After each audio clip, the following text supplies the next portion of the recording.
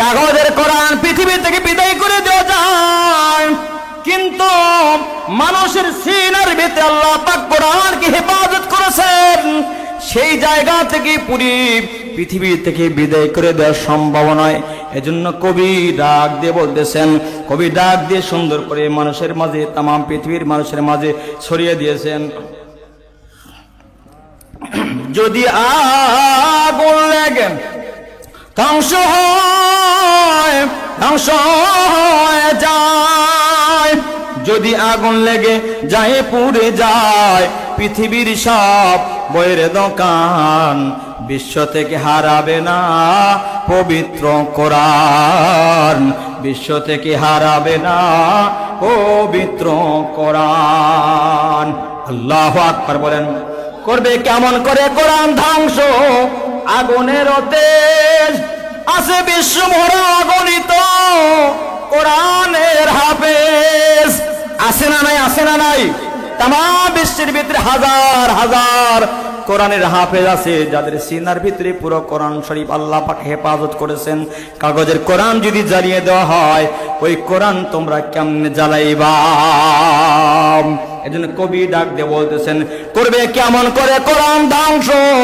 আগুনের তেজ আছে বিশ্ব ভরা অগণিত কোরআনের হাফেজ, তারা আবার ছাপাই আসমানি গ্রন্থ, তারা আবার ছাপিয়ে আসমানি গ্রন্থ, বাঁচাবে ইসলামের মান, বিশ্ব থেকে হারাবে না। একটু জবান খুলে পড়েন, বিশ্ব থেকে হারাবে না পবিত্র কোরআন।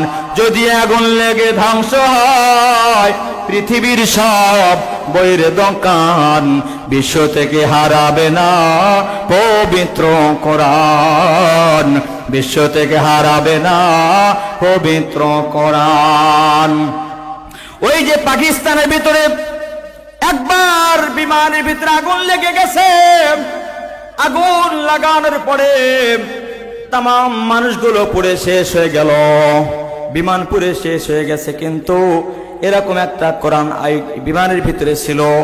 সমস্ত মানুষ পড়ল আগুন দিয়া, সমস্ত সব আসবাবপত্র আগুন দিয়ে জ্বালিয়ে গেল, বিমান পুড়ে শেষ হয়ে গেল, কিন্তু কোরআন পুড়ে নাই।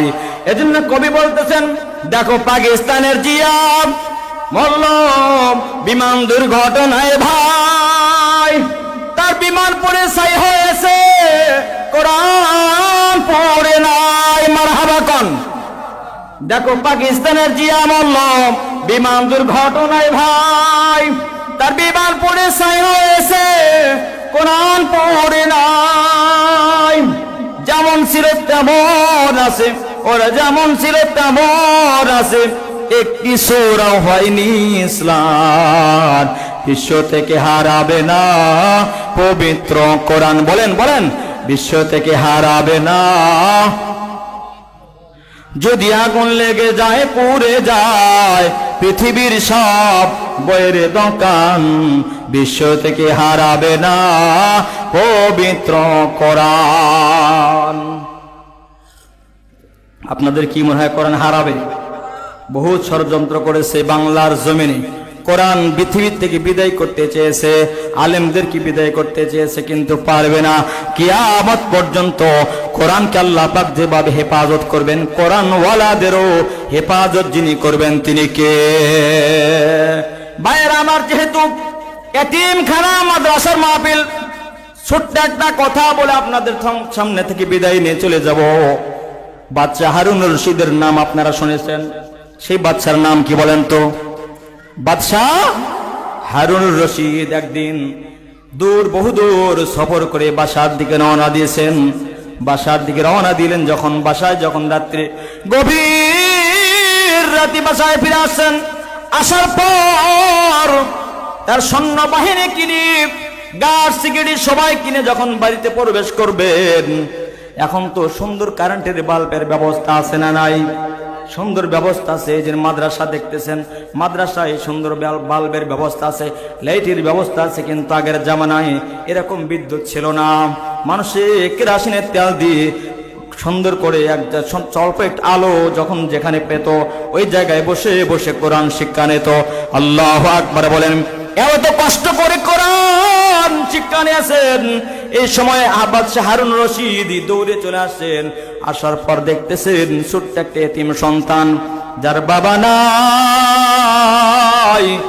মা নাই, এমন এতিম সন্তান। এই দিনই মাদ্রাসাগুলোকে আপনি দেখবেন। আমি একটা মাদ্রাসায় পড়েছি, ছোট্ট বেলায় পড়েছি। ছোট্ট একটা এতিম সন্তান মাঝে মাঝে হুজুরটাকে দেখতো, ডাকি বলতো কি খাইছিস বল। বাচ্চাটা মাদ্রাসার বোর্ডিং এর খানা পিনার টাকা দিতে পারতো না, বড় গরিব, বড় অসহায় সন্তান, বড় অসহায়, টাকা নাই মার টাকা নাই, বাবাও নাই মাও নাই। এই সন্তানকে তার দাদাই নিয়ে মাদ্রাসায় ভর্তি করে দিয়েছেন। দাদাই পরের বাড়িতে কাজ করে সংসার চালায়, নাতিকে টাকা পয়সা দিয়ে পড়াবে এমন পরিমাণ টাকা তার নাই। এবার ছোট্ট এতিম সন্তানের মাথায় ওস্তাদ হাত দিয়ে বলতেছিলেন, কাঁদিস না কাঁদিস না কাঁদিস না, কি খাইছিস বল। বলে ওস্তাদ কিছুই খাই নাই। ওস্তাদ নিজের খাবার থেকে ওই সন্তানকে খাবার দিত, এটা আমার নিজের চোখে দেখা কথা। একদিন হঠাৎ করে প্রথম সময় পরীক্ষা শেষ হলো, হওয়ার পর ওস্তাদ সমস্ত ছাত্রদেরকে বলতেছেন, যাও তোমরা তোমাদের নিজ বাসায় চলে যাও, অমুক দিনে মাদ্রাসা খুলবে, চলে আসবা। সবাই যায়, কিন্তু এই ছোট্ট এতিম সন্তান তার বাসায় যায় না। ওস্তাদ ডাক দিয়ে বলতেছেন, বাবা তুই যাস না কেন? ছোট্ট এতিম সন্তান বলছেন, ওস্তাদ কোথায় যাব, আমার তো যাওয়ার কোনো জায়গা নাই। কেন তোর জায়গা নাই? তোর দাদা না আছে, তোর দাদি না আছে, সেখানে চলে যা। দাদাই মানুষের বাড়িতে কাজ করে, দাদিও অন্যের বাসায় কাজ করে। আমাকে বলছে মাদ্রাসা ছুটি হলে তুই মাদ্রাসায় থাকবি, বাসায় আসবি না। কই থেকে তুই খাবার পরন দিব, কি কই থেকে তোকে অর্থ দেব, টাকা পয়সা দেব, খাবার কোথা থেকে দিব, আমার কাছে তো টাকা নাই। কি করুন, ইতিহাস শুনে যান। এমন এতিম সন্তান, এই যে কচুয়া ফরকানি হাফেজা মাদ্রাসা এতিম খানা যা আছে, এখানে দেখেন অনেক এতিম বাচ্চারা আছে না নাই? এতিম বাচ্চারা আছে যাদের মাথায় বিশ্বনবী বলেন, এতিম বান্দাদের মাথায় হাত রেখে যদি কেউ দোয়া করে, একবার যদি তার মায়ার নজরে যদি এতিম বান্দাদের মাথায় এরকম করে হাত লাগিয়ে দেয়, বিশ্বনবী বলেন তার মাথায় যত চুল আছে সমপরিমাণ নেকি দিয়া ওই বান্দার আমল নামা আল্লাহ ভরিয়ে দিবেন। মারহাবা মারহাবা মারহাবা। এবার বিশ্বনবী ডাক দিয়ে বলতেছে, এতিমদের অন্তরে কষ্ট দিবি না, সর্বক্ষণ এতিম গরিব অসহায় বাচ্চাদের খবর নিবি। বিশেষ করে মাদ্রাসা যে এতিম থাকে, এরা এমন একটা এতিম যারা টাকা নাই, অর্থ সম্পদ নাই, কিন্তু এমন একটা বিষয় শিক্ষা করতেছেন যেই কিতাবের নাম হলো কোরআন। যেই কিতাবের নাম কি বলেন তো? কোরআন। এজন্য তাদেরকে যদি আপনি যদি মহব্বতের নজরে যদি কিছু অর্থ সম্পদ দান করেন, তাহলে আপনার লাভ হবে না লস হবে? বলেন তো লাভ হবে।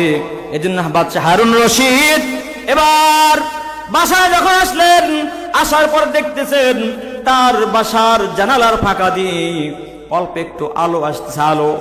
আলো দিয়ে ছোট্ট একটা এতিম সন্তান, যার বাবা নেই মা নাই, এরকম একটা কোরআন নিয়ে ওই রকম অল্প একটা আলোর মাঝে এইভাবে বসে বসে পড়তেছেন, আলহামদুলিল্লাহ রাব্বিল আলামিন আর রহমানির রহিম মালিক ইয়াউমিদ্দিন ইয়্যাকা না'বুদু ওয়া ইয়্যাকা নাস্তাঈন اهدنا الصراط المستقيم صراط الذين أنعمت عليهم غير المغضوب عليهم ولا الضالين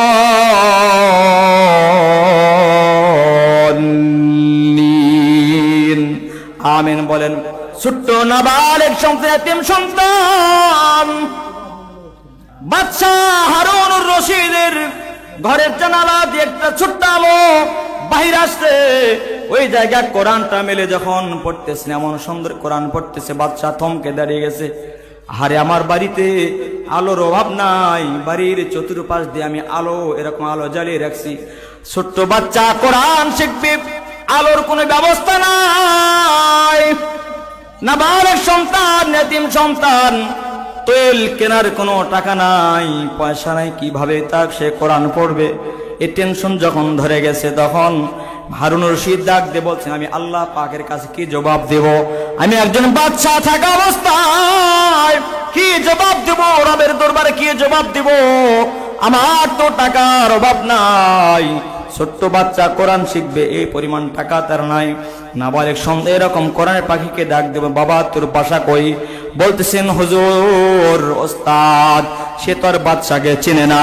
ডাক দিয়ে বলছিলাম, ও ওস্তাদ, ওই যে আপনার বাসার পাশে মাদ্রাসা দেখছেন, ওই মাদ্রাসা আমি পড়ালেখা করি, তোর বাসা কোথায়? বলছেন, বাসা নাই, বাড়িও নাই। তোর বাবার নাম কি? বলতেছেন, আমার বাবাও নাই, মাও নাই।